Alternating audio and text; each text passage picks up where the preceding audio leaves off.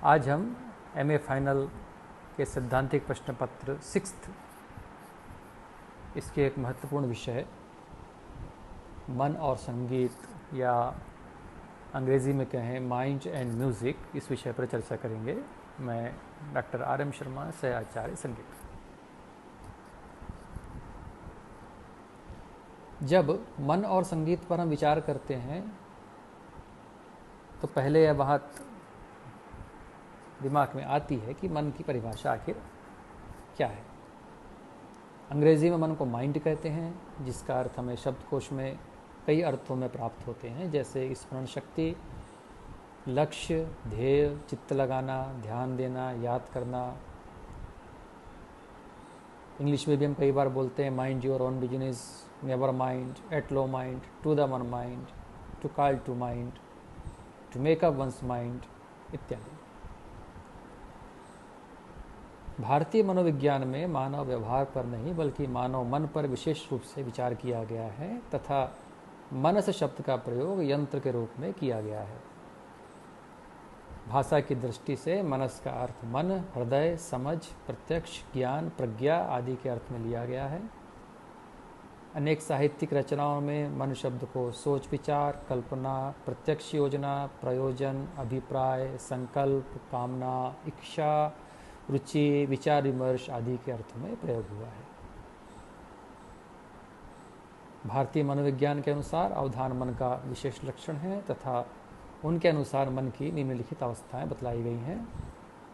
रामनाथ शर्मा द्वारा लिखित पुस्तक जो है भारतीय मनोविज्ञान से ये उद्धृत की गई है। पहला मूढ़, जो मन मिथ्या दृष्टि और मिथ्या आचार से व्याप्त होता है उसे मूढ़ कहा जाता है। दूसरा विक्षिप्त, जो मन इधर उधर विचरण करता है और किसी एक विषय पर स्थिर नहीं हो सकता है उसे विक्षिप्त कहा जाता है। यह मन की चंचलता की अवस्था है। तीसरा यातायात, जो मन कभी अंतर्मुखी और कभी बहिर्मुखी होता है उसे यातायात कहा जाता है। योग की प्रारंभिक अभ्यास की अवस्था में यह दिखलाई पड़ती है। चौथा श्लिष्ट, ध्येय में स्थिर बने हुए मन को श्लिष्ट कहा जाता है। यह अंतर्निरीक्षण के अभ्यास का परिणाम है। पांचवा सुलीन, अपने ध्येय में स्थिर मन सुलीन कहलाता है। श्लिष्ट दशा के समान मन की यह अवस्था भी परिपक्व अभ्यास वाले योगियों में होती है। इन दोनों दशाओं में मन बाह्य वस्तुओं को ग्रहण नहीं करता है और इसलिए उसे सहज आनंद का अनुभव होता है। मनोविज्ञान के अनुसार मन की 3 अवस्थाएं होती हैं। पहली क्या होती है? चेतनावस्था, या जिसको हम अंग्रेजी में बोल सकते हैं कॉन्शियस स्टेज। चेतन मन का अस्तित्व वर्तमान स्थिति पर आधारित होता है। जब हम कुछ सीख रहे होते हैं तो हमारा चेतन मन ही सक्रिय होकर क्रिया विशेष को ग्रहण करने में सहायक होता है। मन की कुल शक्ति का 10% हिस्सा ही चेतन मन के पास है। दूसरी अवस्था हुई अवचेतनावस्था, सबकॉन्शियस स्टेज। यह मन की सबसे सक्रिय एवं महत्वपूर्ण अवस्था है। मन की शक्ति का 90% हिस्सा अवचेतन मन के पास है। किसी क्रिया विशेष को सीख लेने के पश्चात वह अवचेतन मन में चली जाती है और आवश्यकता अनुसार अवचेतन मन उसे पुनः अभिव्यक्त करता है। अतः अवचेतन मन का प्रधान कार्य सीखे हुए क्रिया या ज्ञान को उचित समय पर अभिव्यक्त करना। यह अवचेतन मन ही मानव की समस्त क्रिया प्रतिक्रियाओं का केंद्र या कंप्यूटर कहा जाता है। अंतिम अवस्था क्या है? वो है अचेतना अवस्था। अचेतना अवस्था, इंग्लिश में अनकॉन्शियस स्टेज। यह मन की वह अवस्था है जिसमें व्यक्ति किसी क्रिया विशेष को ग्रहण करने व प्रतिक्रिया करने की स्थिति में नहीं रहता। अचेतन मन की प्रबलता चेतन व अवचेतन मन को निष्क्रिय कर देती है, जिससे व्यक्ति व्यवहार में असमान हो जाता है। तो ये हुई मन की 3 अवस्थाएं: चेतनावस्था, कॉन्शियस स्टेज, अवचेतनावस्था, सबकॉन्शियस स्टेज, और तीसरी अचेतनावस्था, अनकॉन्शियस स्टेज।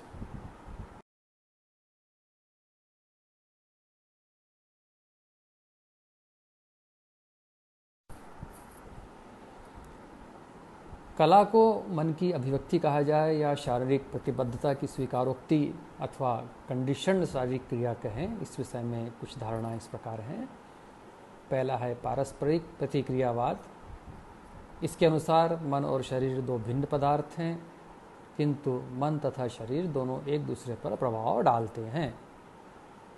दूसरा चैतन्यवाद और कला। इसमें मस्तिष्क और शरीर की सभी क्रियाओं को मन की कलात्मक चेतना और इच्छाओं का परिणाम बताया गया है। वस्तुतः कला और मन का घनिष्ठ संबंध है, क्योंकि मनुष्य की कलात्मक चेतना का परिचालन मन की सहज क्रियाओं और मूल प्रवृत्तियों पर आधारित है। मन का एक अर्थ मस्तिष्क भी है। मस्तिष्क को 3 भागों में विभाजित किया गया है। पहला बृहत मस्तिष्क, दूसरा लघु मस्तिष्क और तीसरा सेतु। इन तीनों भागों के कार्य भिन्न भिन्न है। बृहत मस्तिष्क में ज्ञान और क्रिया उत्पादन स्थल हैं। लघु मस्तिष्क का प्रधान कार्य विभिन्न प्रकार की उत्तेजनाओं में संबंध जोड़ना और शरीर में क्षमता रखना है। सांस लेना, देखना आदि क्रियाएं शरीर के निकट हैं। याद रखना, भूलना एवं सोचना आदि क्रियाएं मस्तिष्क के अधिक निकट हैं।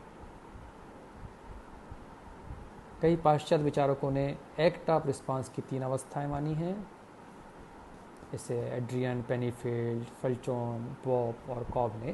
जैसे पहला सिग्नल, दूसरा साइन ऑन सिंबल और तीसरा मूवमेंट। पहली अवस्था में सांगीतिक ध्वनि या ताल के प्रकार कानों द्वारा मस्तिष्क में पहुंचते हैं तो सेरेब्रल कॉर्डेट में ग्रहण किए जाते हैं, अर्थात इस अवस्था में ध्वनि का कान द्वारा इनपुट होना कह सकते हैं।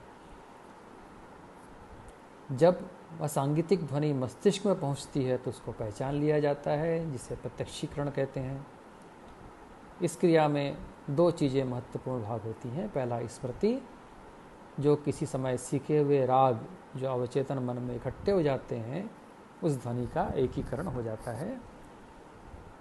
और दूसरा electrochemical activity of the cerebral chordate. इतनी क्रिया होने के पश्चात मस्तिष्क में जो अर्थ ट्रांसफॉर्म किए जाते हैं अर्धपूर्ण होते हैं, जैसा कि कॉर्डेट पैटर्न जो मस्तिष्क में बैठ जाते हैं। तीसरी अवस्था में कॉर्डेट पैटर्न का मूर्त रूप प्रदान करना है। इसी अवस्था को हम आउटपुट कह सकते हैं, अर्थात जो कुछ सीखा गया है उसको दोबारा प्रस्तुत करना। अब तक के अध्ययन में यह बात सामने आती है कि मानसिक क्रिया तथा शारीरिक क्रियाएं अलग अलग हैं, लेकिन प्रत्यक्ष रूप से दोनों एक दूसरे को प्रभावित करते हैं। संगीत सीखने के लिए मानसिक क्रियाओं के साथ साथ शारीरिक क्रियाओं का सक्रिय होना आवश्यक है, या इसको शारीरिक स्वस्थता भी कहा जा सकता है। शरीर का कोई भाग अपंग नहीं होना चाहिए। कान, नाक, हाथ, पैर, गला आदि सब सक्रिय होना चाहिए। किसी अन्य प्रकार से रोगग्रस्त नहीं होना चाहिए, क्योंकि शारीरिक अंगों द्वारा ही मानसिक क्रियाओं का प्रकाशन होता है। अच्छे संगीत की निर्मिति के लिए कुछ मनोवैज्ञानिक तत्व भी काम करते हैं। कौन कौन से? जैसे conscious process of sound pattern, general intelligence, musical knowledge, understanding और अंतिम तत्व है म्यूजिकलिटी।